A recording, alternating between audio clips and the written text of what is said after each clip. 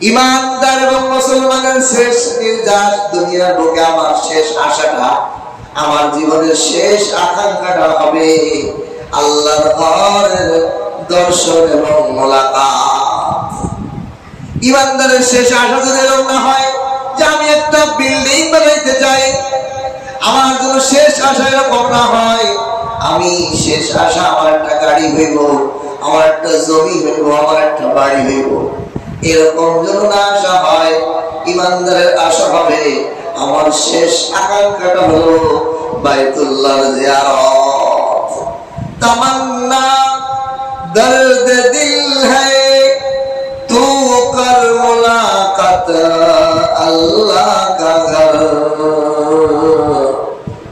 उसमें है इत्मीनान ईमानदार के लिए। ईमानदाরের শেষ তামান্না, শান্তি এবং তৃপ্তি এই বাইতুল্লাহ দর্শন। खाने कबा का मंजर ऐ खुदा दिखला मुझे, खाने कबा का मंजर ऐ खुदा दिखला मुझे, गुंबदे खजरा दिखा कर दिल को मेरे अनवार कर। জীবনের শেষ আকাঙ্ক্ষা ইমানদারের এটাই হওয়া যে আমি বাইতুল্লাহ যেতে চাই, আর যেন আমার হায়াত রাত এখানেই শেষ হয়ে যায়, শেষ মোলাকাত আল্লাহর ঘরের সাথে মোলাকাত করেই যেন আমার এই দুনিয়ার জীবনটা শেষ হয়ে যায় এবং ওখানেই যেন আমি থাকি। এই জন্য অনেক কবিরা সুন্দর সুন্দর কবিতা বানায় রাহে মেরা মাসকান হাওয়ালি কাবা, रहे मेरा मस्कन हवाली काबा, बने मेरा मदफन देवारे मदीना। कवि बोलेन रहे मेरा मस्कन, আল্লাহ আমার বসবাসের স্থান ঘর যেন হয় তাই বাইতুল্লাহ দেওয়ালের পাশে, মসজিদে হারামের পাশে ওই শহরের জন্য আমার বসবাসের ঘর হয়। আমার দুনিয়ার জীবন যতটুকু পার করবো এই অবস্থার জন্য কাবার পাশে হয়। আর আমি যখন মারা যাই আমার দাফন আমার কবর জন্য জান্নাতুল বাকি রাসূলের কবরের পাশে হয়। এটাই ইবাদতের শেষ আশা। এই জন্য বাইতুল্লাহ প্রেম আমাদের অস্তিত্বের সাথে জড়িয়ে রয়েছে। আমার জীবনের, আমার শরীরের, আমার অঙ্গ প্রত্যঙ্গের সাথে বাইতুল্লাহ একটা সম্পর্ক হবে, গভীর সম্পর্ক হবে, যেই সম্পর্কের দ্বারা আমাকে খালি বাইতুল্লাহর দিকে টানবে। আমার ইমানের চাহিদা হবে কিভাবে আমি আমার জীবনের শেষ গন্তব্য এই বাইতুল্লাহ পর্যন্ত পৌঁছাইতে পারি। এটাই আমার জীবনের শেষ চাহিদা।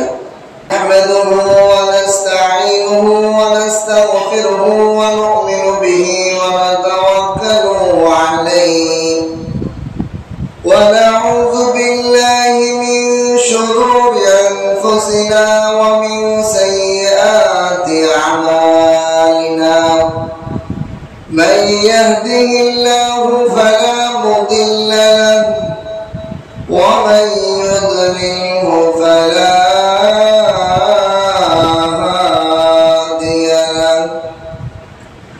ونشهد أن لا إله إلا الله لا خالق إلا الله ولا مالك إلا الله ونشهد أن سيدنا وسندنا وحبيبنا وطبيب قلوبنا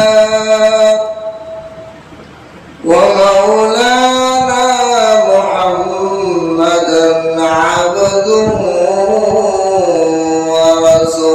ورسوله أما بعد فأعوذ بالله من الشيطان الرجيم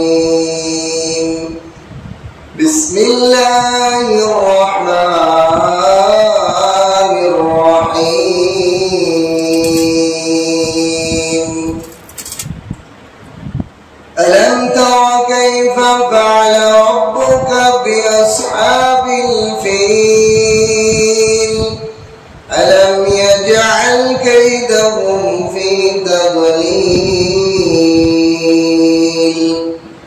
وأرسل عليهم طيرا أبابيل ترميهم بحجارة من سجيل فجعلهم كعصف مأكول. وقال النبي صلى الله عليه وسلم نزل الكعبة عبادة أو كما قال عليه الصلاة والسلام.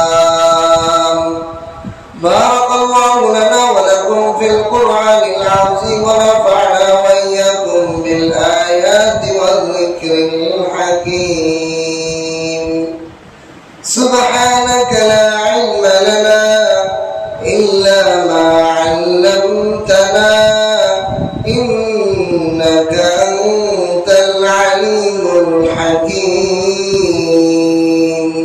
ربي زدني علما ربي زدني علما ربي اشرح لي صدري ويسر لي أمري واحلل عقدة من لساني يفقهوا قولي. আল্লাহ তাআলার লাখ কোটি শুকর ও সুজুদ মহান রব্বুল আলামিন আমাদেরকে দয়া করে মায়া করে আল্লাহর ঘর মসজিদে জিলকদ মাসের দ্বিতীয় জুমা আদায়ের উদ্দেশ্যে আল্লাহর ঘর মসজিদে উপস্থিত হওয়ার জন্য তৌফিক দান করেছেন। এই জন্য কালিমাতুশ শুকর আদায় করে আলহামদুলিল্লাহ।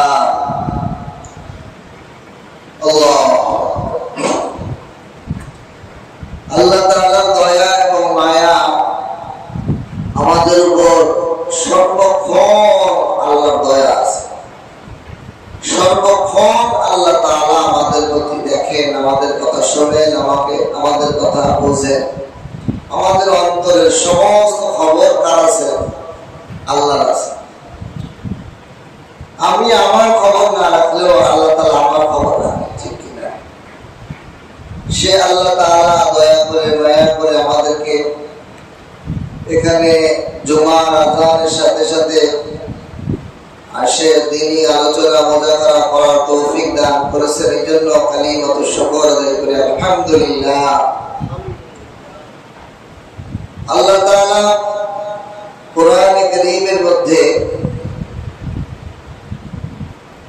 প্রতিটা সূরা এক একটা বিষয়, এক একটা মেসেজ আমাদেরকে সতর্কবাণী দিয়েছে।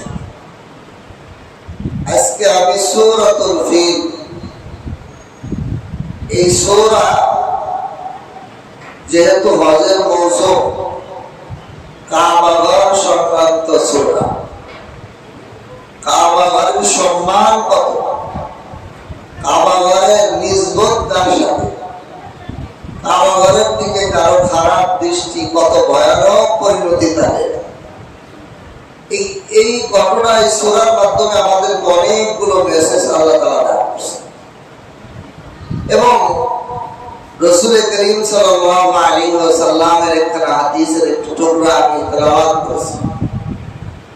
কাবা ঘরের দিকে দৃষ্টি দেওয়া, চেয়ে থাকা, এটাও একটা ইবাদত।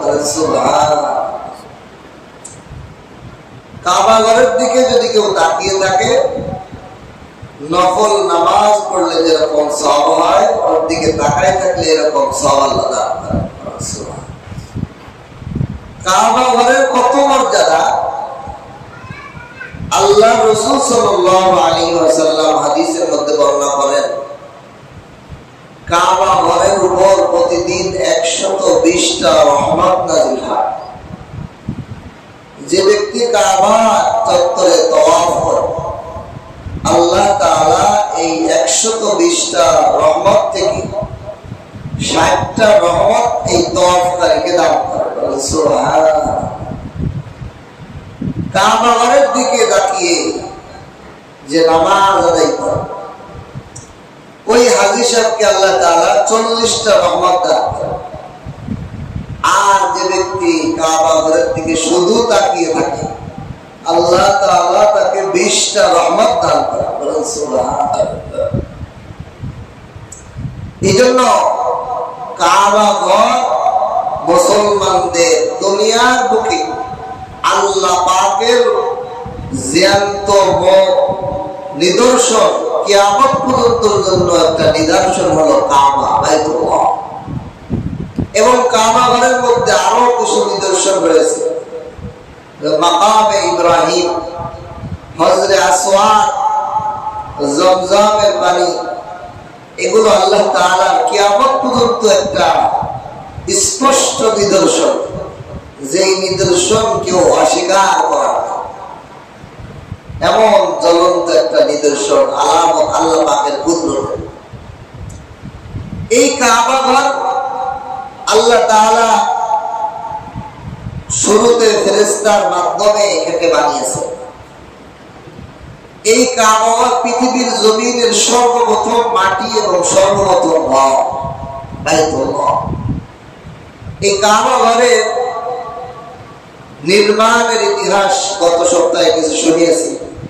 বিভিন্ন নবীরা আসছেন, বিভিন্ন প্রায় 10-12 জনের মতো এই ঘরকে সংস্কার করেছে, পুনর্নির্মাণ করেছে। কিন্তু আল্লাহ তাআলা এই ঘরকে কিয়ামত পর্যন্ত জমিনের মধ্যে এর কোন ক্ষতি হতে দিবেন না, এটা কিয়ামত পর্যন্ত বাকি থাকবে। এই ঘর আল্লাহ তাআলা দুনিয়ার বুকে আল্লাহর দিক হওয়ার একটা নিদর্শন। এজন্য মুসলমানের জীবিত মৃত্যু সর্ব অবস্থায় এটাই কেবলা। নামাজ পড়তে হয় কাবার দিকে ফিরে, মরে গেলে কাফন দাফনও কাবার দিকে মুখ করেই করা হয়। মুসলমান কোন প্রাণীকে জবাই করলেও কেবলা মুখী হয়ে জবাই করা হয়। এই কাবা ঘরের সাথে মুসলমানের গভীর একটা সম্পর্ক আছে। কোরআনে কারীমের একটা আয়াত আছে যেটা আমরা লাশ দাফনের সময় কবরে মাইয়িতকে রাখার পর মাটি দেওয়ার সময় পড়ি, মিনহা খলাকনাকুম ওয়া ফিহা নুঈদুকুম ওয়া মিনহা নুখরিজুকুম তারাতান উখরা। কোন কোন মুফাসসিরিনে কেরাম এই আয়াতের তাফসীর এটা করেছেন। আবার বেশিরভাগ মুফাসসির বলেছেন এই আয়াতের তাফসীর হলো, হে দুনিয়ার মানব জাতি, তোমাদেরকে মাটি থেকে সৃষ্টি করা হয়েছে, আবার তোমাদেরকে মাটিতে ফিরিয়ে দেওয়া হবে, আবার এই মাটি থেকে উঠায়ে তোমাদেরকে হাসরের ময়দানে আবার হিসাব নিকাশ নেওয়া হবে। যেহেতু তোমাকে মাটি থেকে সৃষ্টি করা হয়েছে, আবার মাটিতে রাখা হচ্ছে, আবার মাটি থেকে উঠানো হবে। মাটি থেকে সৃষ্টির অর্থ হলো আমাদের যে মূল ধাতু সেটা মাটিরই নির্যাস, ঠিক কিনা? আমরা যে খাবার খাই, মানুষ দেখা যায় মায়ের বাপের মিলনের মাধ্যমে, বীর্যের মাধ্যমে সৃষ্টি হয়। কিন্তু এই বীর্যটা কোথা থেকে আসছে? ধান, চাল, ডাল, ফল, ফুল এগুলো খাই, এর রস থেকেই তো শরীরে এই পুষ্টি আসছে, ঠিক কিনা? তাহলে এর গুঁড়া কি দাঁড়ায়? আমাদের মূল পদার্থই মাটি থেকে আসছে। এবং আমাদের শরীরে যে জিনিসগুলো আছে, গোস্ত, মাংস, রক্ত, পুষ যা আছে সবই মাটির অংশ। এই জন্য এটা মাটিতে দিলে মাটিতে ফিনিশড হয়ে যায়, মিশে যায়। মাটির জিনিস মাটি খেয়ে যায়, মিলে যায়, মিলিত হয়ে যায়। কিন্তু কিছু কিছু মুফাসসিরিনে কেরাম এই আয়াতের তাফসীর করছে যে মানুষকে মাটি থেকে সৃষ্টি করা হয়েছে, মাটিতে ফিরিয়ে দেওয়া হবে, মাটি থেকে আবার পুনরায় জীবিত করা হবে। কিন্তু মুফাসসিরিনে কেরাম বলেন এই জমিনের প্রথম মাটি কোথায়? বাইতুল্লাহ। এই জমিনের প্রথম মাটি হলো বাইতুল্লাহ। কাবা ঘর যেখানে আছে এখানে হলো প্রথম জীবনের এই দুনিয়ার পৃথিবীর সব জায়গায় পানি ছিল। এই মাটির মধ্যে থেকে সর্বপ্রথম মাটি যেটা সেটা হলো বাইতুল্লাহ স্থাবর ভিত্তি। এই জন্য মানুষকে মাটি থেকে সৃষ্টি করার একটা অর্থ মুফাসসির ইকরাম এভাবে করেছে, ও দুনিয়ার মানুষ, তোমাদেরকে কাবার থেকে সৃষ্টি করে বানানো হয়েছে, আবার কাবার দিকেই ফিরানো হবে। কোন কোন মুফাসসির ইকরাম এই আয়াতে তাফসীর এইভাবে করছে যে তোমাকে মাটি থেকে সৃষ্টি মানে হলো কাবার থেকে তোমাকে সৃষ্টি করা হয়েছে, কাবার ঘরের নিচের ভিত্তি তো মাটি, আবার এই কাবার দিকে ফিরানো হবে, আবার কিয়ামত হবে, হাশরের ময়দান হবে, এই কাবার এই এলাকাটাই পুরা কিয়ামতের ময়দান হবে, এখানেই আবার পুনরুজ্জীবিত করা হবে। এরকম তাফসীর অনেক মুফাসসির করছে। এই জন্য এই কাবা ঘর আমাদের জীবনের শেষ মার্জা, শেষ উদ্দেশ্য কাবার দিকে হওয়া। একজন মুসলমানের শেষ আশা, আমি শেষ একবার জীবনে হলেও হজ করব, ঠিক কিনা? ইমানদার এবং মুসলমানের শেষ নির্যাস, দুনিয়ার বুকে আমার শেষ আশাটা, আমার জীবনের শেষ আকাঙ্ক্ষাটা হবে আল্লাহর ঘরের দর্শন এবং মোলাকাত। ইমানদারের শেষ আশা যদি এরকম না হয় যে আমি একটা বিল্ডিং বানাইতে চাই, আমার জন্য শেষ আশা এরকম না হয় আমি শেষ আশা আমার একটা গাড়ি হইব, আমার একটা জমি হইব, আমার একটা বাড়ি হইব, এরকম যেন না আশা হয়। ইমানদারের আশা হবে আমার শেষ আকাঙ্ক্ষাটা হলো বাইতুল্লাহর জিয়ারত। তামান্না দর্দ দিল है तू कर मुलाकात अल्लाह का घर, उसमें है इत्मीनान ईमानदार के लिए। ईमानदाরের শেষ তামান্না, শান্তি এবং তৃপ্তি এই বাইতুল্লাহ দর্শন।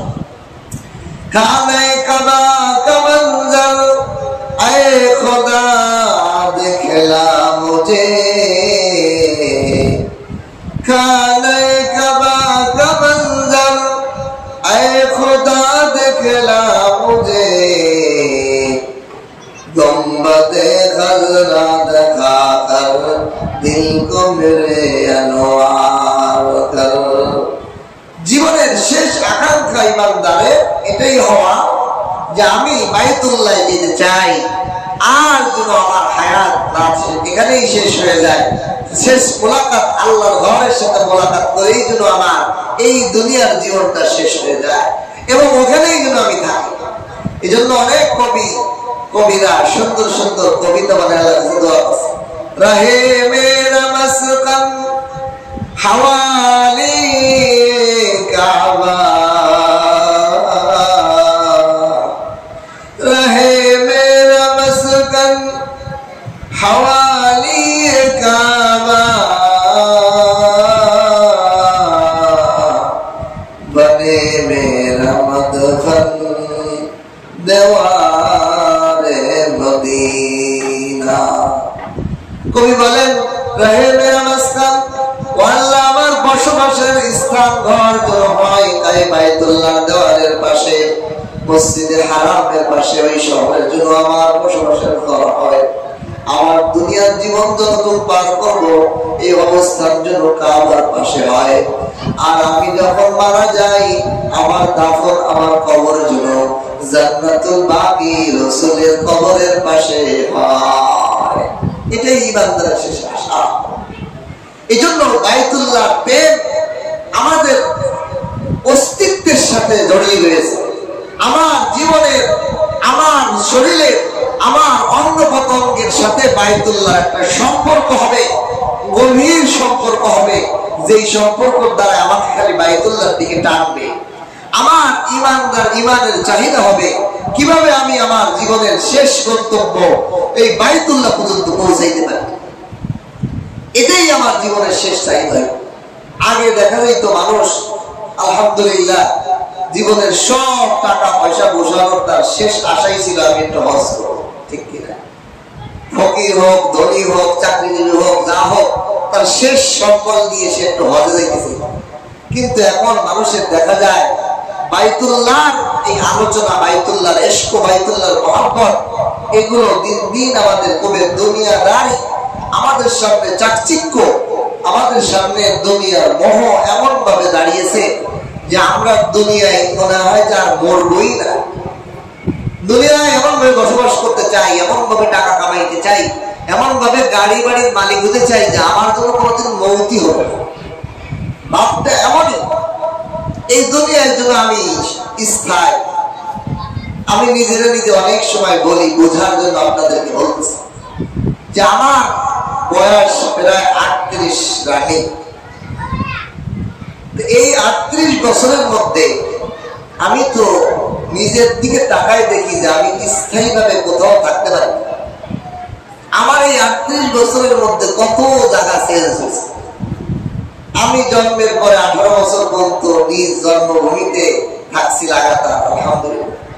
এরপরে 5 বছর ফেনী, নোয়াখালী, ওইখানে মাদ্রাসায় পড়ালেখা করছি। 5 বছর ধরে ওইখানে, 5 বছরে 5 বার বাড়ি যাওয়া। আবার ওইখান থেকে ঢাকা যাত্রাবাড়ি পড়ালেখা করছি, ওইখানে 6 বছর, দেখা যায় 6 বছরে 8-10 বার বাড়ি দেয়, ওখানে লাগাতার কাটাইছি। ওইখান থেকে আবার এই কোনাবাড়িতে আসছি, কলেজ গেটে ছিলাম 3 বছর, ওইখানে 3 বছর লাগাতার কাটাইছি। এখন আপনাদের সাথে এখানে প্রায় কোনাবাড়ি বাজারে 6 বছর, এখানে প্রায় 2 বছর। সামনে যে এখানে কতক্ষণ থাকতে পারবো এর কোনো গ্যারান্টি আছে? এই মসজিদে কতদিন থাকতে পারবো, কোনাবাড়ি কতদিন থাকতে পারবো, এর কোনো নিশ্চয়তা নেই। দেখেন কত অনিশ্চিত জীবন আমাদের। আমি চিন্তা করলাম যে এই কয়েক বছরের মধ্যে 3, 4, 5, 6 জায়গা চেঞ্জ হয়ে গেছে। সামনে কোথায় নিজের কাছে কোথায় থাকবো মানুষের কোন নিজেও চিনতে হতে পারে। এই এলাকায় কত লোক জমি কিনে বাড়ি করছে, এই এলাকায় টেকে নেই, বাড়িগুলো সব বেঁচে আছে কিনা, সব শেষ, সব করছিল, সব শেষ করে আবার এখানে খালি হাতে চলে গেছে। এই দুনিয়া হলো মুসাফির খানা। সবাই আমরা স্থায়ী থাকার জন্য এই স্থায়ী মোহ করে আমি যে মুসাফির এটা ভুলে যাই। আমি আপনি যে মুসাফির, এই দুনিয়ার জমিনে মুসাফির হিসেবে আসছি, এই কথা ভুলে যায়। যেমন দুনিয়ার বিভিন্ন কোম্পানির চাকরি অনেক সময় আগের থেকে জানায়, কিন্তু ইমামতির চাকরি আর বিভিন্ন জিনিস আছে সেকেন্ডে পায় দাম কাগজ হয় কিনা, মানে সকালবেলা ঘুম ফজরের নামাজ পড়ে শোনা যাবে যে আপনার চাকরি নেয় অনিশ্চিত। আমি বলি কি এটা আমাদের জন্য ভালো হয়েছে, যাতে বলে না যায় যে আমি একজন মুসাফির। বেশি স্থায়ী থাকতে চাও কেন? নিজেরা নিজে বলি যে নিজেকে স্থায়ী থাকার কোনো চিন্তা করবা না, সবসময় প্রস্তুত থাকবা যে সফর সামনে আছে, আরো কোথাও যাইতে হইব, আরো কোথাও থাকতে। এই জন্য একজন মানুষ যখন নিজেকে মুসাফির না ভাবে, ভাবে যে আমি স্থায়ী, আমি এখান থেকে আর যাবো না, আমি এখানেই থাকবো, আমার এখানেই হবে বড়, বা আমি এখানেই চিরদিন থাকতে চাই, তখন সে ভুলে যায় যে আমার বক্তব্য, আমার মৃত্যু, আমার আখিরাত, আমার আল্লাহর দিকে ধাবিত হওয়া, আমার হজ করা দরকার। আমার টাকা পয়সার সর্বশেষ হলে আমি হজ করবো। আমি গাড়ি বাড়ি না, আমার আসল বক্তব্য হলো আমার হজ করতেই হবে। আপনি যদি জানেন যে কালকে এই এলাকা ছেড়ে চলে যেতে হবে, তা আপনি কি এখানে যত সস্তাই পান জমি কিনবেন?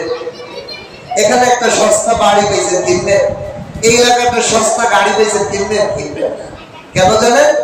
কারণ আপনি জানেন যে আমি মুসাফির, আমি আসছি সাময়িক চলে যেতে হবে, বেড়াইতে আসছি, ঘুরতে আসছি বন্ধুর বাসায়, আত্মীয়র বাসায়, আমার এখানে স্থায়ী। ঠিক আল্লাহ তাআলার ঘরের দিকে সফর ওই ব্যক্তি করতে পারে যে দিন নিজেকে সর্বক্ষণিক মুসাফির মনে করে। এই জন্য এই কাবার সাথে আমাদের অস্তিত্বের একটা সম্পর্ক বন্ধন। আমরা যেরকম আল্লাহ পাকের মাখলুক, বাইতুল্লাহ কালাম আল্লাহ পাকের মাখলুক। দেখেন কয়েকটা জটিল প্রশ্নের উত্তর আজকে জানি, অনেক সময় আপনাদেরকেও কোনো বিধর্মীরাও আটকে ফেলে এই সমস্ত প্রশ্ন। আমরা যে কাবা ঘরে সিজদা করি, এই কাবা ঘর কিসের ঘর? পাথরের ঘর না? ইট কঙ্কর পাথরের ঘর। এই ঘরকে আমরা সিজদা করি। তা বিধর্মী যারা মূর্তি পূজা করে তারা তো মাটি পাথর ইট বাড়ি মূর্তিতে পূজা করে, আমাদের আর এদের মধ্যে পার্থক্য প্রশ্ন করতে পারে কিনা? দুইটা উত্তর। এক নম্বর উত্তর হলো আসলে আমরা কাবা ঘরকে সিজদা করি না, আল্লাহ পাকের আদেশকে মান্য করি। আল্লাহ বলছে এটাকে সিজদা করতে, এই জন্য এটাকে সিজদা করি। কারণ কাবা ঘর তো আল্লাহর সৃষ্টি, ওর আবার পূজা করবো কেন? ঠিক কিনা? কাবা ঘরকে কোনো সিজদা করা যাবে না। কাবা ঘর তো একটা পাথর, কাবা ঘর তো ইট পাথরের একটা ঘর। আসল বিষয় হলো মালিকের আদেশ। মালিক বলছে এটাকে তোমরা সিজদা করো, আমাকে তোমরা দেখো না, এটাকে সিজদা করলে আমাকে সিজদা করা। তাহলে বিদুর্মীরা যে বিভিন্ন মূর্তি পূজা করে, তারা ও ব্যাপারে আল্লাহ তাআলা স্পষ্ট আয়াত বলেছেন, তোমরা অন্য কোনো মূর্তির সামনে মাথা নত করা যাবে না, এটা আল্লাহ অনেক আয়াত বলেছেন। তাহলে ওটা আল্লাহ নিষেধ, নিষেধকে মান্য করতে হবে। ওই নিষেধ কাজ করা যাবে না, নিষিদ্ধ কাজ থেকে বেঁচে থাকতে হবে। এই জন্য আমরা পাথর বাড়ি বানানো মূর্তির সামনে মাথা নত করি না, আল্লাহ পাকের আদেশকে হিজা করি, আসল ঘরকে সিজদা করি। এক উত্তর। দুই নম্বর উত্তর হলো অনেক বড় জিনিসকে অনেক সময় ছোট করা যায়, অনেক বড় জিনিসকে অনেক সময় করা যায় ছোট করা যায়। যেমন দেখেন, এই পৃথিবী থেকে 13 লক্ষ গুণ বড় হলো সূর্য। কত লক্ষ গুণ? এই পৃথিবীর 13 লক্ষটা পৃথিবী যদি হয়, এত বড়, এর থেকেও বড় বিজ্ঞানীরা একটা ধারণা করছে। এই ধারণা তো আর নাই দেখা যায়, এর থেকে আরো বড় হইতে পারে। এত বড় একটা পৃথিবী থেকে সূর্য আছে, কিন্তু এই সূর্যটাকে আমাদের হাতের মধ্যে আনা যায় কিনা? যায়। কৌশল কি? আপনি একটা বাটিতে পানি নেন, অথবা একটা আয়না নেন, নিয়ে আপনি রোদের মধ্যে যান, আয়নাটা সূর্যের দিকে ধরেন, আপনার হাতের মধ্যে সূর্য আসছে কিনা? বাস্তব সূর্য তো অতি বড়, পৃথিবী থেকে 13 লক্ষ গুণ বড়। এত বড় সূর্য পৃথিবীর তো ধারের কাছে কি? আমি মানুষ তো পৃথিবীর একটা ক্ষুদ্র, আমার কাছে কি এত বড় সূর্য আসতে পারে? আমার হাতের মধ্যে আসতে পারে? আমার পৃথিবীতেই তো তার অবস্থান করো, পৃথিবীতে আসলে পৃথিবীটা পুরো বলে দেব, পৃথিবীর অস্তিত্ব থাকবে না, পুড়ে সাক্ষা হয়ে দিব। এত বড় সূর্যকে আমি আমার হাতের মধ্যে কিভাবে আনলাম? আয়নার মাধ্যমে। ঠিক কিনা? ঠিক। পৃথিবী, আল্লাহ তো মহান, আল্লাহ তো মাকানের ঊর্ধ্বে। যেমন আমি একটা মানুষ, আমি একটা চেয়ারে বসছি, আমার একটা স্থান আছে, ঠিক কিনা? আপনি একটা স্থানে বসছেন, আপনার একটা মাকাম আছে, কিন্তু আল্লাহ তাআলা মাকামের ঊর্ধ্বে, মানে আল্লাহর কোনো স্থান নেই। আল্লাহ সর্ব জায়গা বিরাজমান। আল্লাহ কি সর্ব জায়গা বিরাজমান, মহান, জাগার থেকেও বড়। এটা কেমনে এটা বোঝা যাবে? দেখো, আল্লাহ তাআলা কাবাকে বানাইছেন আয়না। কি বানাইছেন? আয়না। এই আয়নার মধ্যে আল্লাহ পাকের কুদরতি ছায়া, আল্লাহ পাকের কুদরতি নূর সেখানে চমকায়। তাহলে বাস্তবে আমরা কাবা ঘরকে সিজদা করি না, বরং আল্লাহ পাকের তাজাল্লি, আল্লাহ পাকের নূরের চমক এই কাবার উপর সবসময় চমকাইতে থাকে। ওই কাবার আল্লাহর নূরকে আমরা সিজদা করি, আল্লাহকে সিজদা করি। একজন দূর থেকে আয়না দিয়ে আমার দিকে সূর্যের আলো মারে, অন্ধকার ঘরের মধ্যে মারে, অন্ধকার ঘরের নূর আর সূর্যের আলো চমকায় যায়, ঠিক কিনা? তাহলে এখানে যে সূর্যের আলো আসলো, ডাইরেক্ট আসছে নাকি ওইখান আয়নার থেকে আসছে? আয়না থেকে আসছে। তো ঠিক এখন ওই আয়নার দিকে তাকায় যদি সূর্য সরা, সূর্য আলো দিও এরকম, তাহলে আসলে কি সূর্য দায়ী দেবে? আছে। তো ঠিক আল্লাহ পাক কাবা ঘরকে পৃথিবীর জমিনের মধ্যে একটা আয়না বানিয়েছে। বান্দা কোথায় আল্লাহকে সিজদা করবে? সর্ব জায়গায় তো আল্লাহ বিরাজমান। আল্লাহ বলেন, ফাওয়াল্লি ওয়াজহাকা শাতরাল মাসজিদিল হারাম, তোমাদের চেহারাকে মসজিদে হারাম কাবার দিকে করে দাও। তাহলে এটাই হলো আমার তাজাল্লি, আমার চেহারা, আমার রূপ। এই দিকে সিজদা করলে, এই দিকে ইবাদত করলে আমি আল্লাহর দিকে ইবাদত করা হয়ে যায়। সুবহানাল্লাহ। এজন্য কাবা ঘরকে আসলে আমরা কি পাথরের ঘরকে সিজদা করি? পার্থক্য কি? এটার আরো একটা উত্তর দিই, 3 নম্বর উত্তর হলো, আমরা যে মসজিদে জামাত ওয়ারি নামাজ পড়ি কাতার বাই কাতার, এখন কোন মুসল্লি কি এই কথা কল্পনা করে যে আমার সামনের কাতারে আমি সিজদা করতেছি? বলেন, কারোর জেহেনে কথা আসে না, কোন মুসল্লির জেহেনে কথা আসে না সামনের কাতারের মুসল্লিকে আমি পাঁচ দ্বারা আমি সিজদা দিচ্ছি, তার পাঁচ দ্বারাই তোমার মাথা কপাল নামায়, ঠিক কিনা? কোন মুসল্লির জেহেনেও কোনোদিন আসে না, আর সে এই চিন্তা করে কোনোদিন সিজদাও করে না। সে কারে সিজদা করে? আল্লাহকে। পার্থক্য এখানে, যারা মূর্তি পূজা করে, যারা আল্লাহ ব্যতীত গায়রুল্লাহকে সিজদা করে, তারা ওই মূর্তিটাকে সিজদা করে, ওই মূর্তিকেই সমস্ত শক্তির আধার মনে করে, ওই মূর্তি আমাদেরকে আশ্রয় দেবে এটাই মনে করে, ওই মূর্তিকেই আসল খালেক মনে করে, সৃষ্টিকর্তা মনে করে। কিন্তু আমরা যে কাবা ঘরে সিজদা করি, আসল কাবাকে না, বরং আল্লাহ পাকের আদেশ, আল্লাহ পাকের নূর, আল্লাহ পাককেই সিজদা করি। পার্থক্য এই জন্য আমাদেরটা বৈধ, ওদেরটা হারাম, নাজায়েজ, শিরক। এই কাবা ঘরকে, কাবা ঘরের ছায়া, কাবা ঘরের উপর আল্লাহ পাকের নূর সবসময় বর্ষণ হয়ে থাকে। এই জন্য আমি যে সূরা তেলাওয়াত করেছিলাম, সূরা ফিল, কাবা ঘরের সম্মান কোথায় রাখে? এই ঘর হলো আল্লাহর ঘর। এই সূরা নাজিল, এই সূরার মধ্যে আব্রাহাম হাতি বাহিনীর ঘটনা আছে। আল্লাহ রাসূল সাল্লাল্লাহু আলাইহি সাল্লামের জন্মের 2 বছর আগে, কেউ বলছে 40 বছর আগে, কেউ বলছে 70 বছর আগে, বিভিন্ন মুফাসসিরদের নামে আছে। যাই হোক, 2 বছর আগে, রাসূলের জন্মের 2 বছর আগে আব্রাহা, এই আব্রাহা ছিল ইয়ামানের বাদশা নাজ্জাশী একজন সেনা দলের সেনাপতি না ছিল না, সে ছিল প্রথমে একজন সেনানায়ক, এক একটা সেনার গ্রুপের এক একটা দলের নায়ক ছিল, সেনার লিডার ছিল। একে এই নাজ্জাশী বাদশা এই সেনাবাহিনীর আরেকজনকে বানিয়ে সেই দলের মধ্যে আব্রাহাকে সহ ইয়ামান দেশে এই আবাসিনিয়ার বাদশা নাজ্জাশী ইয়ামান জয় করার জন্য সৈন্যবাহিনী পাঠায়। ইয়ামানের যে গভর্নর ছিল তাকে পরাজিত করে ওইখানে আবাসিনিয়ার বাদশা নাজ্জাশীর সৈন্যরা ওখানে বিজয় করে ইয়ামানকে দখল করে। ইয়ামান দখল করার পর এই নাজ্জাশী আব্রাহা যিনি সেনা প্রধান ছিল তার সাথে মত ছিল, আমি সেনাপতি হব। সুতরাং সেনাদের মধ্যে একটা গণজাগরণ, একটা দল পাকিয়ে একটা ভেজাল বানাই দিয়ে সেনাদের মধ্যে দলাদলি করে যুদ্ধ করে ওই সেনা প্রধানকে হত্যা করে সে নিজেই সেনা প্রধান হয়ে গেল। আবেসিনিয়া এই নাজ্জাশীর কাছে সে আব্রাহা চিঠি পাঠাইল, মহামান্য বাদশাহ, আমি আবাসিনিয়ার এখন সেনাপতি, সেনাপ্রধান, আমি ইয়ামানের এখন গভর্নর, আপনি আমাকে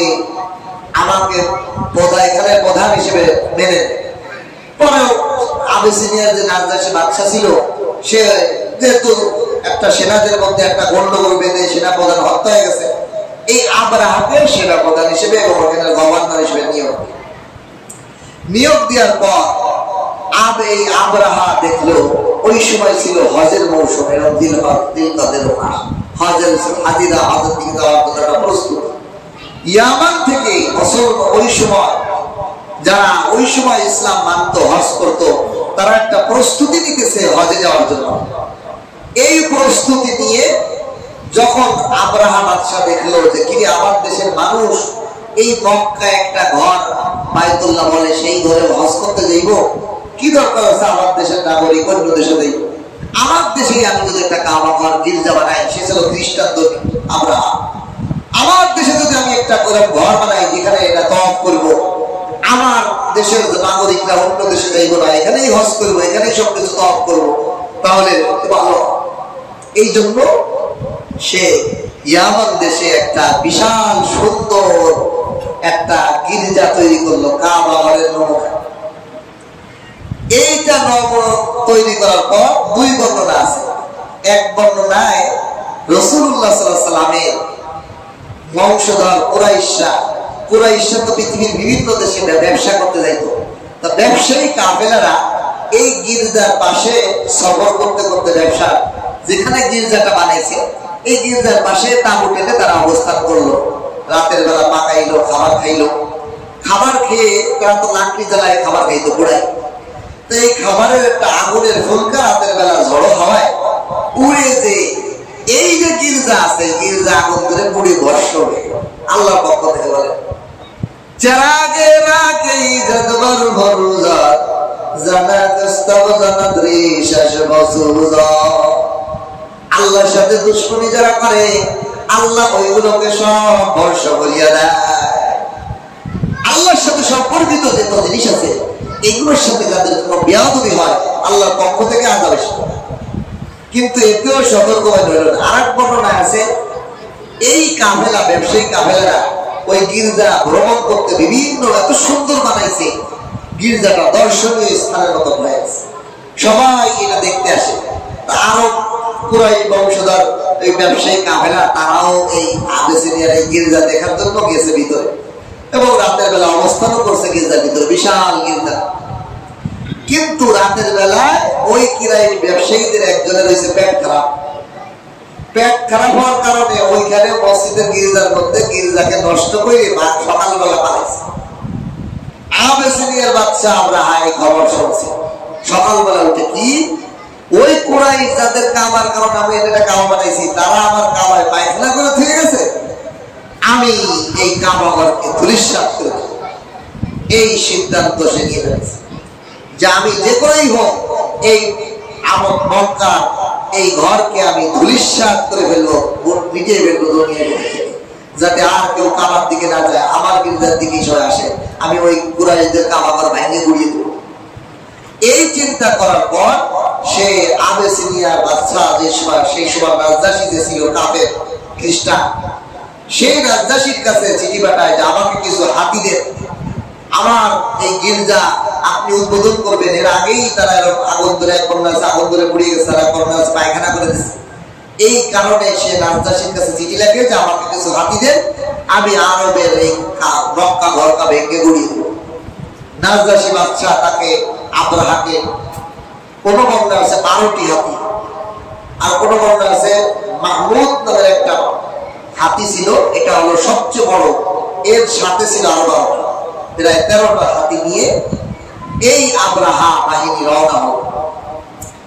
এই রওনা হওয়ার পথে বিভিন্ন কাফেলা, বিভিন্ন গোত্র আবরাহাকে বাধা দিয়েছে, তাদের সাথে যুদ্ধ করছে, কিন্তু আবরাহার বাহিনী অনেক শক্তিশালী ছিল, তারা তাদেরকে পরাজিত করে বন্দী করছে, হত্যা করে দিয়েছে। বিভিন্ন গোত্র কাবাঘর ভাঙা থেকে নিজেদের শক্তি অনুযায়ী আবরাহার সাথে যুদ্ধ করছে, কিন্তু পারে নাই। এইভাবে আস্তে আস্তে তারা আসিয়া এই কাবা থেকে 3-4 মাইল দূরে মিনা এবং মুজদালিফা,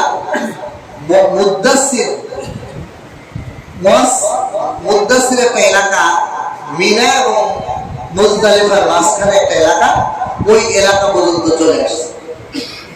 আসার পর তারা আব্দুল মুতালিব রাসূলুল্লাহ সাল্লাল্লাহু আলাইহি ওয়াসাল্লাম তারা অবস্থান করছে। অবস্থান করে প্রথমে একটা দুধ মারে পাতে রাসূলুল্লাহ সাল্লাল্লাহু আলাইহি ওয়াসাল্লামের দাদা আব্দুল মুতালিবের কাছে বার্তা পাঠিয়েছে। কি বার্তা? হে কুরাইশ নেতা সর্দার আব্দুল মুতালিব, আমরা তোমার সাথে কোনো যুদ্ধ বিগ্রহ করতে আসি, তোমার সাথে কোনো মারামারি কাটাকাটি করার জন্য আমরা আসি। আমাদের দুশ্মন তোমরা নয়, তোমাদেরকে মারা হরা হত্যা করা আমাদের কোনো উদ্দেশ্য নয়। আমার উদ্দেশ্য একমাত্র কাবাঘরকে গুড়িয়ে দিয়া কাবাঘর ভেঙে দেওয়া, এছাড়া আমার কোনো দুশ্মনী তোমাদের সাথে নাই।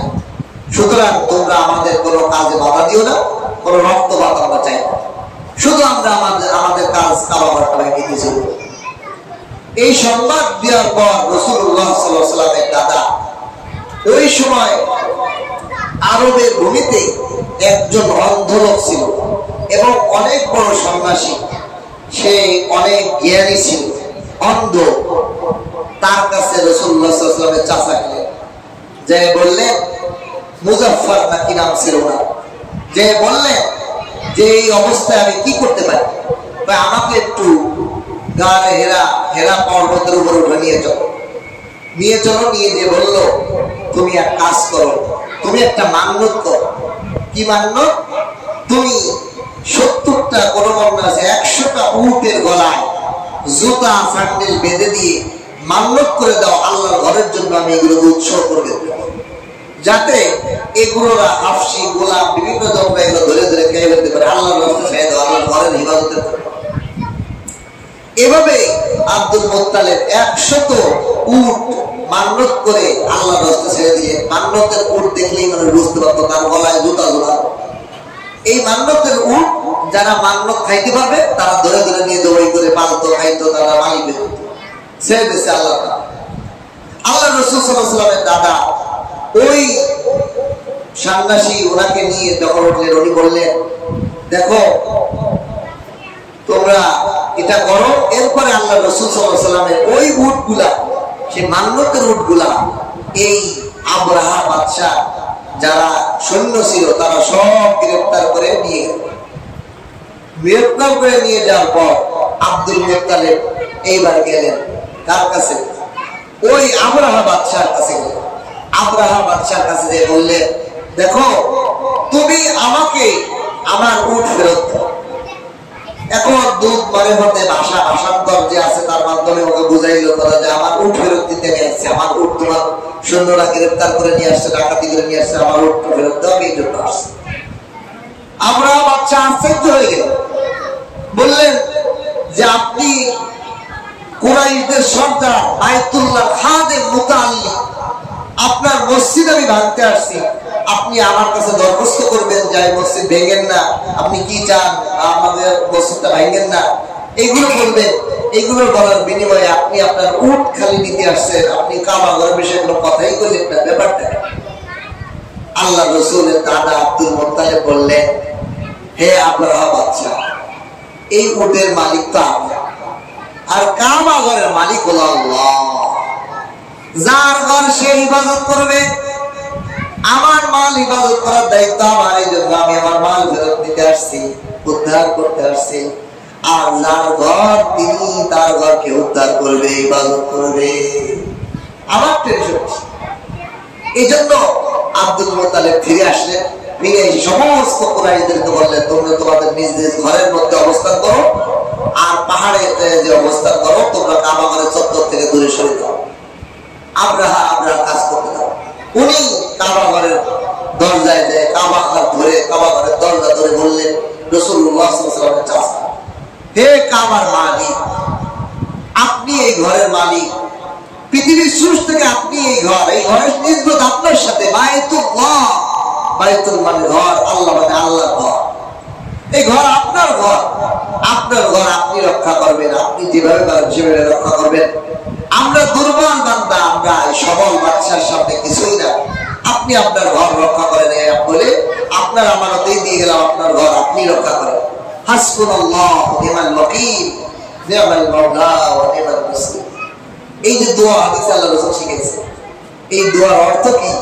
আমার জন্য আল্লাহই যথেষ্ট, আমার সর্ব কাজের জন্য আল্লাহই যথেষ্ট।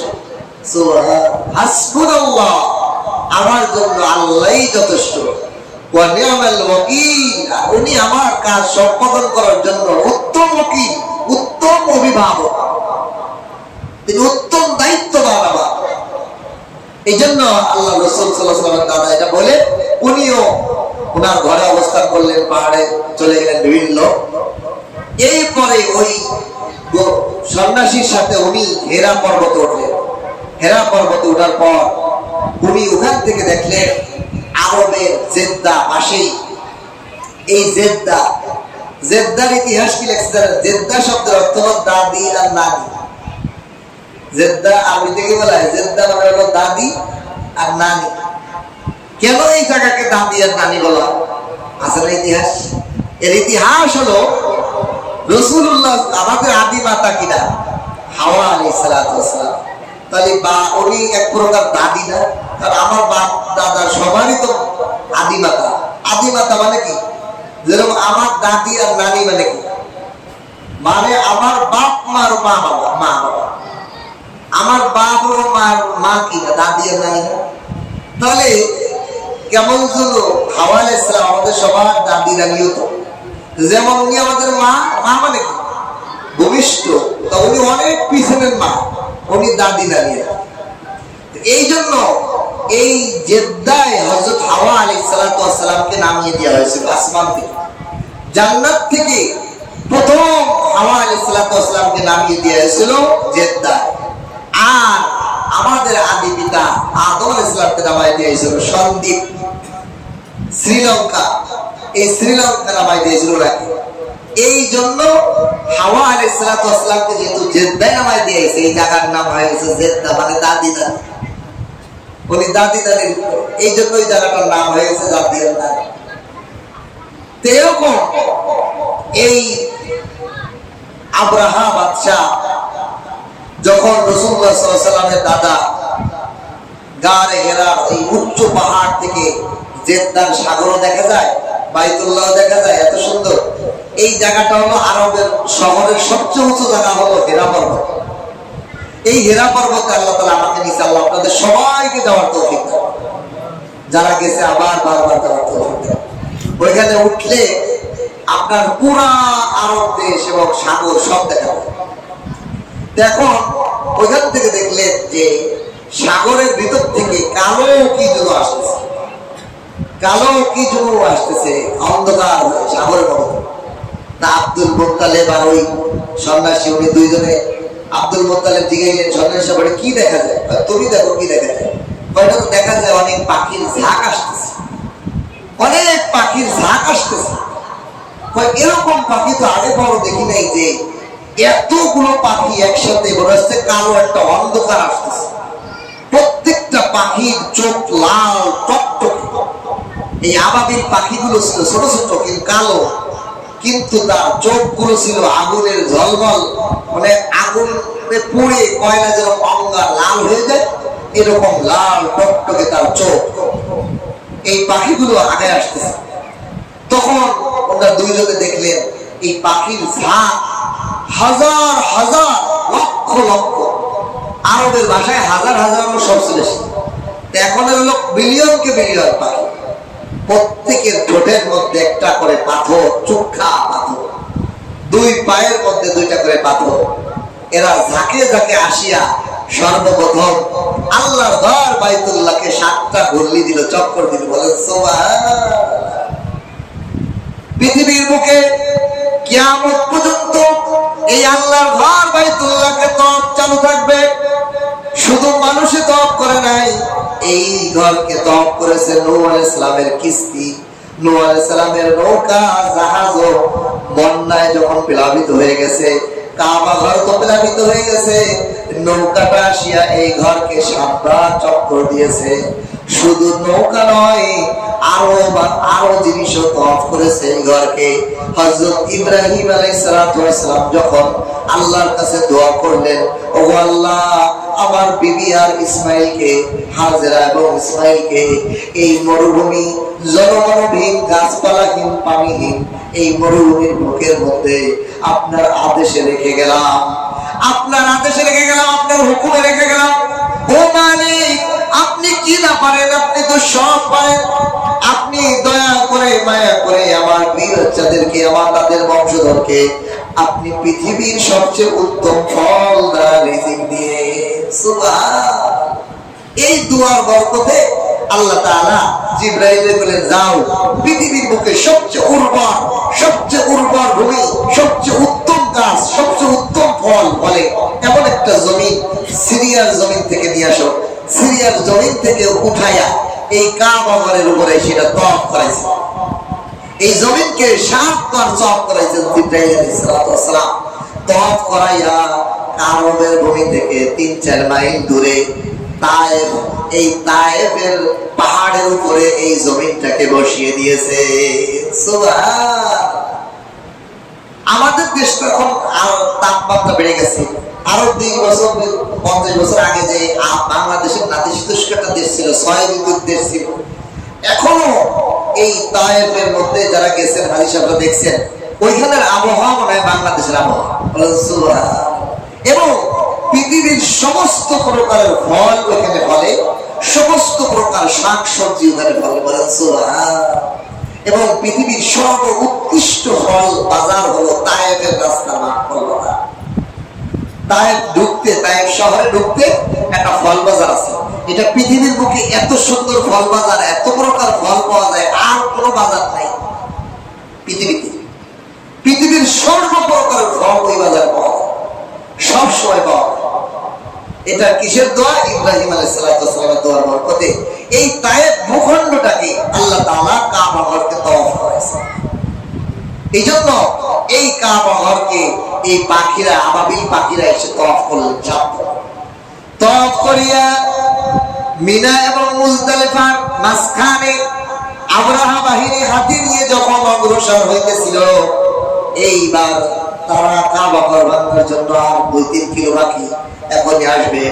এই মুহূর্তে দেখে যাকে যাকে পাখিগুলো তাদের মাথার উপর এসে অবস্থান করলো, আর উপর থেকে, মুখ থেকে, পাও থেকে আচ্ছা ছোট্ট ছোট্ট পাথর পাখির উপর ফেলাইলে আমাদের মাথাকে গুলির মতো ঢুকবে, একটু টুক করে লাগবো। কিন্তু বিষয়টা কি দেখেন, কিতাবের মধ্যে, তাফসীরের মধ্যে লিখছে যে কাঠের তৈরি, লোহার তৈরি একটা বন্দুক, এর মধ্যে একটা গুলি রাখে। এই গুলির স্পিড কি, মানুষের এই পাশে দুটো ওই পাশে বের হয়ে যায়। 3-4 জন লোককে সব একসাথে গুলি করছে। পাকিস্তানি হানাদার বাহিনী বাংলাদেশের অনেক সময় লাইন ধরে তুই এক পাশে গুলি করছে, এক পাশে ঢুকতে ঢুকতে ওই পাশে 3-4টে লোকের ভিতরে ঢুকে গেছে, এরকম ঘটনা ঘটছে। একটা লোহার তৈরি বন্দুক, তার কি পাওয়ার আছে? তার মধ্যে তো যদি গুলি এত জোরে বের হইতে পারে, তাহলে আল্লাহ যে গুলি মারনেওয়ালা, সেটা তো পাখি হলো বন্দুকের ভূমিকা। মারনেওয়ালা কে? এই বন্দুক চালানোওয়ালা কে? আল্লাহু আকবার। দুনিয়ার বন্দুক মানুষ চালায়, আর এই গুলির চালানোওয়ালা তো স্বয়ং আল্লাহ রাব্বুল আলামিন। আন্নাল কুওয়াতা লিল্লাহি জামিআ, সমস্ত ক্ষমতা, সমস্ত শক্তি তো আল্লাহর হাতে, সব শক্তি তো আল্লাহর হাতে। এই পাখিগুলো কেমন যেন ছেড়ে দিয়েছে, কিন্তু বুলেট পাওয়ার গুলি থেকেও এমন পাওয়ার, এবং প্রতিটা পাথর দানায় জন্য প্রতিটা সৈন্যবাহিনীর নাম লেখা, নাম লেখা আছে কার জন্য কোনটা বরাদ্দ। সিজ্জিল মানে লিখিত পাথর এখানে আছে। ওয়া আরসালনা আলাইহিম তায়রান আবাবিল তারমিহিম বিহিজারাতিন মিন সিজ্জিল, নির্ধারিত পাথরের টুকরা প্রত্যেকের উপর ছেড়ে দিয়েছে, তারমিহিম নিক্ষেপ করেছে। প্রত্যেকের জন্য বরাদ্দকৃত গুলি, ওই পাথরের টুকরা লেখা রয়েছে। এমন ভাবে পাখিগুলো ছেড়ে দিয়েছে, লক্ষ লক্ষ কোটি কোটি পাখি সমস্ত। আবার ওই পাখি পাথরের আঘাতে এই আবরাহা বাহিনী কি হয়েছে?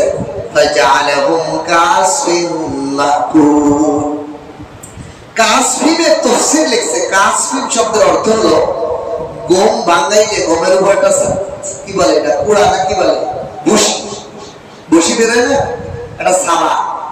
এই সাবাটারে আবার গরুরে যদি খাওয়া, গরু যদি জাগর থাকে এরকম চাবাইলে ওদের অবস্থা কি থাকে? ভালো থাকে, ওকে সুস্থ থাকে, একবারে সেদা সেদা হয়ে থাকে। আল্লাহ বলতেছেন এই আবরাহা বাহিনীকে আমি কাসফিন, এটাকে আমি কোড়া, ওই তুষের মতো বানাইছি, মতো তুষের মতো, খালি তুষ না, মাগুল, চাবানো, চাবাইলে যেরকম একেবারে ফিনিশড হয়ে যায়, ওরকম এদেরকে ধ্বংস করে দিয়েছি। বলে নাউজুবিল্লাহ। কিসের কারণে? আবরাহা আল্লাহর ঘরের সাথে বেয়াদবি করতে আসছে, আল্লাহর ঘরকে ধ্বংস করে দিব। হে কার শক্তিতে দিব? আচ্ছা মানুষ কত বোকা, তুমি যে শক্তি দেখাও, তুমি যে গর্মি দেখাও, এই গর্মিটা কার দান? আল্লাহর দান। আল্লাহর দিয়ে শক্তি দিয়ে আল্লাহর সাথে বাড়ায়। কত বড় নির্বোধ হইলে, কত বড় আহম্মক হইলে সে আল্লাহর বিরোধিতা করে, আল্লাহর সাথে সম্পর্কিত জিনিসের বিরোধিতা করে। এই আবরাহা আসহাবে ফিলের ঘটনা শুনে আল্লাহ কি বুঝাইলেন? 1 নম্বর হলো কাবা ঘরের ইজ্জত বুঝাইলেন। দুনিয়ার বুকে কাবার ইজ্জত কেন? এটা আল্লাহর ঘর। এটা কার ঘর? মালিকের ঘর।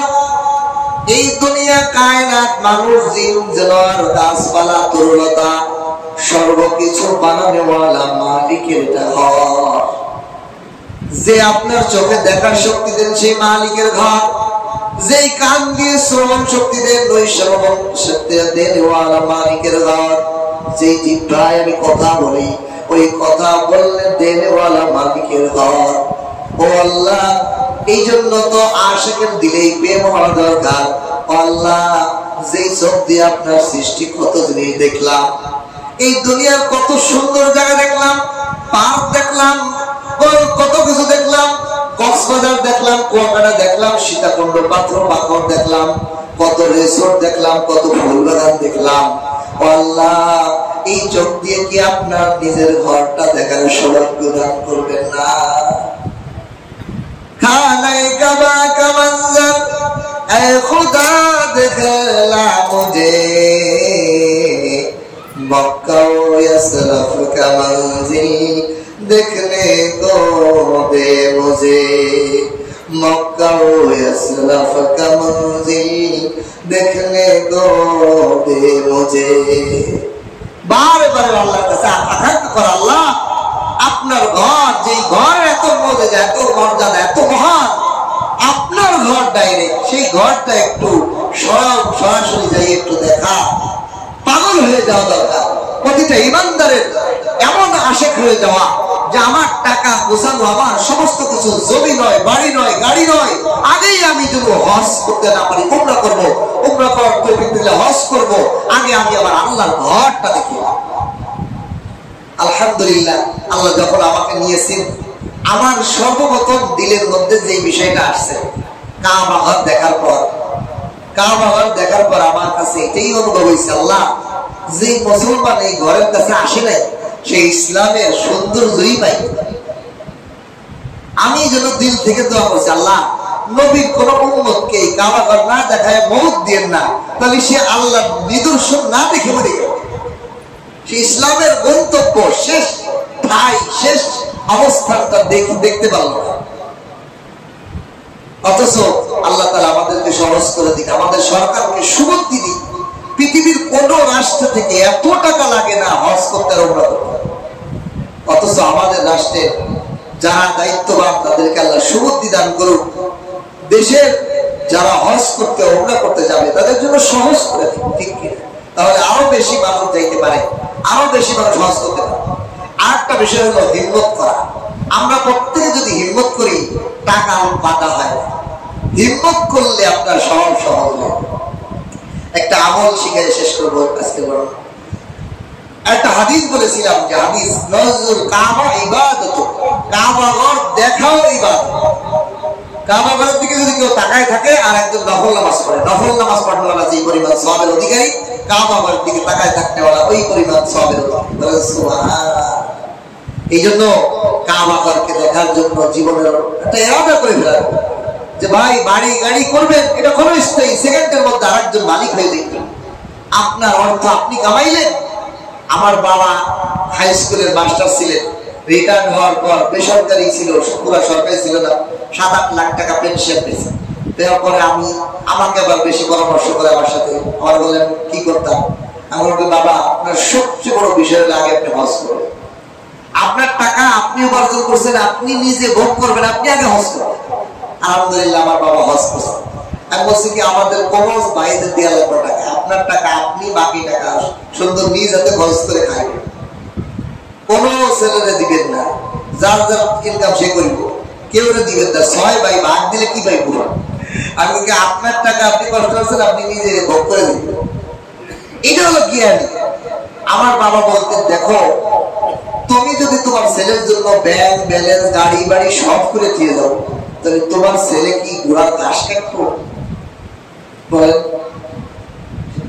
আমি যদি আমার ছেলের বাড়ি গাড়ি সব ব্যাংক ব্যালেন্স করে দিয়ে দেয়, তাহলে ওর কাজটা আমার বাবা তো আমার লেগে করিনি। আপনার বাবাকে আপনার লেগে করছে? হ্যাঁ, আপনার বাবা যদি করে আপনিও করেন, ছেলে ছেলে যায় না। কিন্তু অধিকাংশ মানুষ দেখা যায় তার বাপে তাহলে কিছুই করে নাই, সে কারণ জিরো থেকে এখন হিরো হয়েছে, ঠিক কিনা? তাহলে জিরো থেকে যদি হিরো হয়েছে, আপনার ছেলেকে যদি কর্মঠ বানাইতে চান, আপনার টাকা দিয়ে আপনি হজ ওমরা আগে করেন। আপনার দুনিয়া এবং আখিরাতের বেশি আয়াত। আল্লাহ তাআলা তৌফিক দান করুন। আর একটা আমল বলে শেষ করব। এখন আমরা যারা গরিব আছি, আমরা টাকা পয়সা নাই, হজ করতে পারি না, আল্লাহ রাসূল আমাদের জন্য একটা আমল শিখিয়েছে। কি আমল? আল্লাহ রাসূল বলেন, কেউ যদি চায় প্রতিদিন 100 নফল হজের সওয়াব অর্জন করতে পারে, বলেন সুবহানাল্লাহ।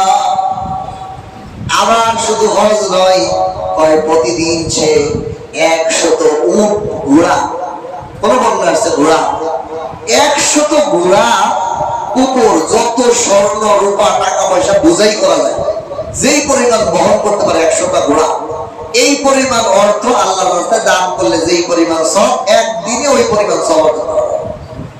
3 নম্বর, একদিনে ইসমাঈল আলাইহিস সালামের বংশধর 100 গোলামকে আজাদ করে দিলে, মুক্ত করে দিলে, কিনে যেই পরিমাণ সওয়াব, এই পরিমাণ সওয়াব অর্জন করা যায়। 4 নম্বর, আজকে দিনের মধ্যে সবচেয়ে বড় আমলকারী হওয়া যায় একটা আমল। এই 4টা ফজিলত পাওয়ার জন্য বিশাল বড় আমল না, সহজ একটা আমল। আল্লাহ রাসূল বলেন, যেই উম্মত সকাল এবং বিকাল, ফজরের পরে এবং আসরের পরে, বিকাল মানে আসর বা মাগরিবের পরে, এই টাইমগুলোতে ফজরের পরে এবং আসর মাগরিবের পরে যে কোনো টাইমে আপনি যদি 100 বার সুবহানাল্লাহ পড়েন, সকালে 100 বার, বিকালে 100 বার, তাহলে আপনাকে 100 নফল হজের সওয়াব দান করে দেওয়া।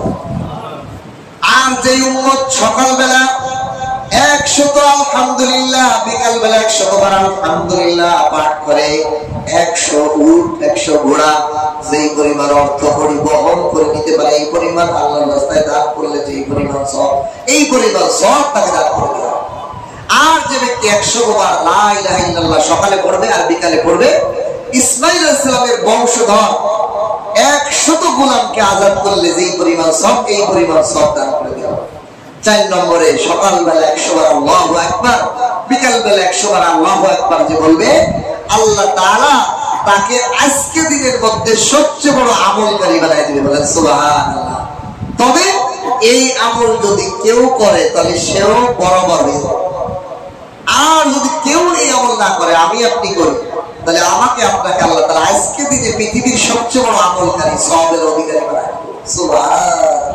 আল্লাহ তাআলা আমাদের সকলকে এই আমলগুলো করার তৌফিক দান করুন। আল্লাহ তাআলার ঘরের দিকে জিয়ারত নসিব ফরমান। আল্লাহর হজ উমরা আমাদের প্রত্যেক উম্মতকে একবার হলেও করে যাওয়ার তৌফিক দান করুন, বলেন আমিন। ওয়া আখিরু দাওয়ানা আলহামদুলিল্লাহি রাব্বিল আলামিন।